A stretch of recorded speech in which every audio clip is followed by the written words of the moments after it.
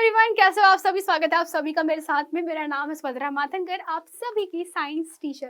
तो बच्चों, जैसे आप सभी का एक तो बहुत ही बड़ा प्रॉब्लम होता है कि मैम कुछ आप इंपॉर्टेंट टॉपिक बता दीजिए जिस पर हम पढ़ करके काफ़ी अच्छे नंबर स्कोर कर सकते हैं, या फिर हमारे मैम प्रीवियसली बैकलॉग्स बहुत ज़्यादा हो चुके हैं, हमने पुराने चैप्टर अच्छे से नहीं पढ़े हैं और हम चाहते हैं कि आप कुछ हमें स्पेसिफिक टॉपिक बता दीजिए जिसको पढ़ करके हम अच्छा खासा स्कोर कर सकते हैं। तो आज हम लोग बात करेंगे रसायन विज्ञान के, जो आपका विज्ञान का सब्जेक्ट है, शुरू के 4 अध्याय वो आता है रसायन विज्ञान के अंतर्गत। तो उसके कुछ महत्वपूर्ण टॉपिक्स के ऊपर हम लोग चर्चा करेंगे। चलिए बिना समय को खराब किए हुए हम बात करते हैं। आपके पास में सबसे इंपॉर्टेंट चीज जो कि जरूरी होती है एज एन केमिस्ट्री टीचर, बच्चों मैं आपको बताती हूँ कि चैप्टर 1 आप लोगों का बहुत ही प्यारा चैप्टर होता है। यहाँ से काफी सारे क्वेश्चंस आपको पूछे जाएंगे एग्जाम में। तो चैप्टर 1 का सबसे महत्वपूर्ण टॉपिक जो आता है पदार्थ के बारे में, जो भौतिक गुण होते हैं वो। तो पदार्थ के भौतिक गुण आपको बहुत अच्छे से आने चाहिए।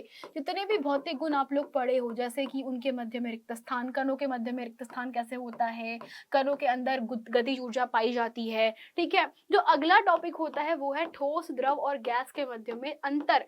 बहुत ही सबसे महत्वपूर्ण चीज है ठोस, द्रव और गैस में अंतर उनके गुणों के आधार पर। और अंतर कैसे बेटा? उनके भौतिक गुणों के आधार पर। ये आपसे एग्जाम में आते हैं, भौतिक गुणों के आधार पर अंतर लिखिए। तो भौतिक गुणों के आधार पर अंतर कैसे लिखे जाते हैं? जैसे एग्जाम्पल के लिए आप लोगों ने लिखा है कि ठोस पदार्थ की संरचना कैसी होती है, उनका आकार कैसा होता है। तो आकार, आयतन, द्रव्यमान, घनत्व, तो ये सारी चीजें उसकी भौतिक अवस्था कहलाती है।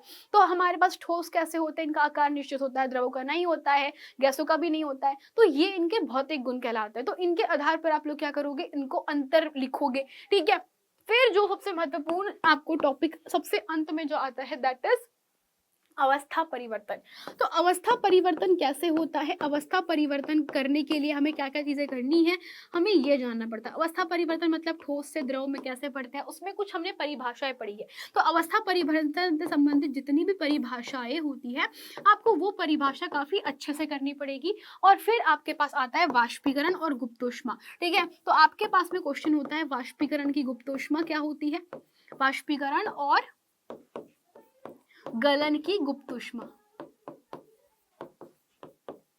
ये क्वेश्चन आप लोगों को एग्जाम में मिल सकता है, क्योंकि बहुत सारे टीचरों को अच्छा लगता है चैप्टर का ये वाला क्वेश्चन कि गुप्त ऊष्मा क्या होता है। थोड़ा लॉजिकल भी होता है, ये आपको समझाया भी बहुत अच्छे से है मैंने, तो ये आपके लिए आसान हो जाएगा। जो आखिरी चीज होती है वाष्पीकरण को प्रभावित करने वाले कारक, तो मैं यहाँ पर लिख देती हूँ वाष्पीकरण को प्रभावित करने वाले कारक।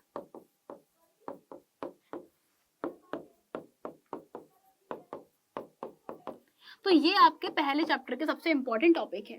फिर हम बात करते हैं चैप्टर नंबर 2। तो चैप्टर नंबर 2 क्या होता है बेटा? चैप्टर नंबर 2 आपके पास है पदार्थ, ठीक है। चैप्टर नंबर 2 क्या है?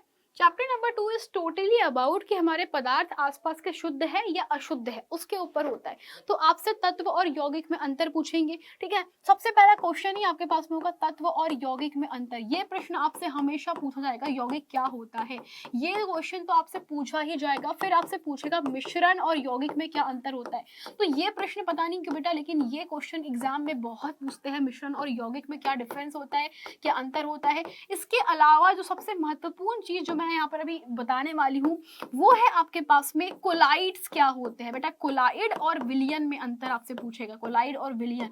तो इन सब में आपको अंतर बहुत अच्छे से एकदम बिल्कुल प्रॉपर पता होना चाहिए। आपसे पूछेगा संतृप्त असंतृप्त विलयन क्या होता है, तो संतृप्त और असंतृप्त विलयन भी आपको बहुत अच्छे से करना है, ठीक है। फिर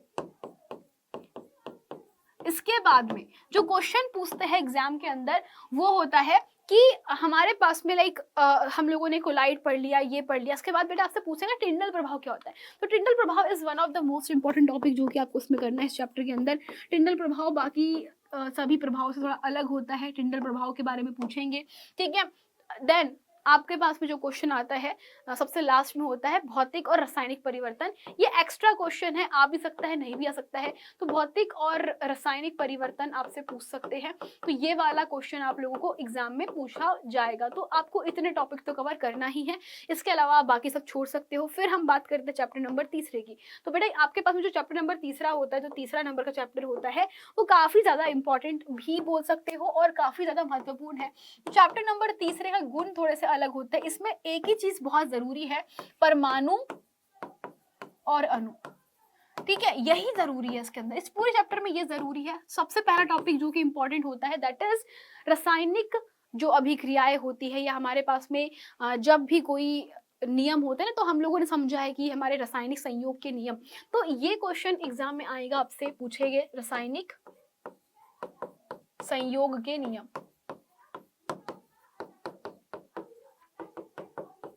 ये क्वेश्चन आपसे पूछा जाएगा। दूसरा आपसे पूछा जाएगा डाल्टन के नियम, है ना, तो डाल्टन के सेम रासायनिक संयोग के नियम आपसे पूछेंगे क्वेश्चन एग्जाम के अंदर। फिर आपसे पूछा जाएगा थर्ड नंबर पे कि यार हमारे पास में जो परमाणु और अणु है, तो हमसे अणु परमाणु के बारे में ज्यादा नहीं पूछेगा, आपसे एटॉमिक मास यूनिट यानी कि एएमयू पूछ सकता है, ठीक है। एएमयू के बाद आपसे पूछेगा कि अणु, और अणु में भी आपसे पूछेगा बहुपरमाणुवीय अणु क्या होता है, ठीक है, ये वाला क्वेश्चन एग्जाम में आएगा। आपसे पूछेगा आयन क्या होता है, ठीक है, आयन और रासायनिक सूत्र निर्माण, रासायनिक सूत्र पूछेगा। तो इतने टॉपिक आपके चैप्टर नंबर 3 से इंपॉर्टेंट है। चैप्टर नंबर 4 होता है आपके पास में, चैप्टर नंबर जो 4 है वो टोटली बेस्ड होने बच्चा परमाणु संरचना के ऊपर। तो परमाणु संरचना में आपसे पूछा जाएगा, सबसे पहला बेटा नियम होता है डाल्टन के परमाणु सिद्धांत की फेलियर्स, सॉरी डाल्टन बोल रही हूँ आपके पास में, जे थॉमसन का, जे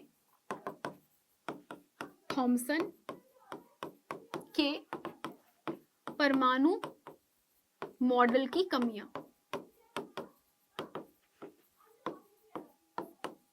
आपसे कमियां पूछेगा, फिर आपसे पूछेगा रदरफोर्ड का परमाणु मॉडल समझाइए, ठीक है, रदरफोर्ड का परमाणु मॉडल। फिर आपसे पूछेगा बोहर का परमाणु मॉडल क्या होता है, बोहर का सेम परमाणु मॉडल पूछेगा। फिर आपके पास में जो सबसे बेटा इंपॉर्टेंट चीज होती है वो है आपके पास में इलेक्ट्रॉन के ऊर्जा स्तर, ये एग्जाम में क्वेश्चन आता ही है, इलेक्ट्रॉन के ऊर्जा स्तर से आपसे प्रश्न पूछ सकता है।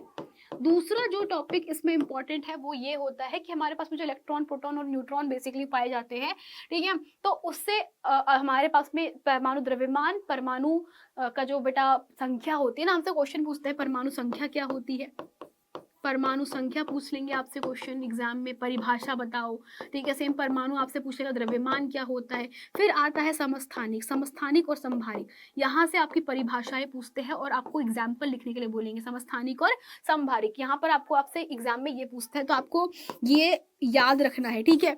तो लिख देती हूँ यहाँ पर मैं संभारिक। तो इतने टॉपिक आप लोगों को करना ही करना है, चाहे आप कितना भी पढ़ रहे, बेटा ये 100 नंबर के लिए है। अगर आप चाहते हो कि आपके पूरे 100 में से 100 नंबर आए, तो आपको ये चीजें तो करनी पड़ेगी। दैट्स इट बच्चा, इतना ही आपके लिए था। तो ये पूरे के पूरे टॉपिक आपके चैप्टर 1 2 3 4 के इंपॉर्टेंट टॉपिक थे। तो जब भी आप पढ़ाई करने बैठ रहे हो तो आप हमेशा मेक श्योर कि क्या आपके सारे टॉपिक कंप्लीट है। अगर आपके कंप्लीट है तो आपके 100% आपको मिल जाएगा। दैट्स इट बच्चा, thank you so much, bye bye, tata and take care. Okay, so thank you.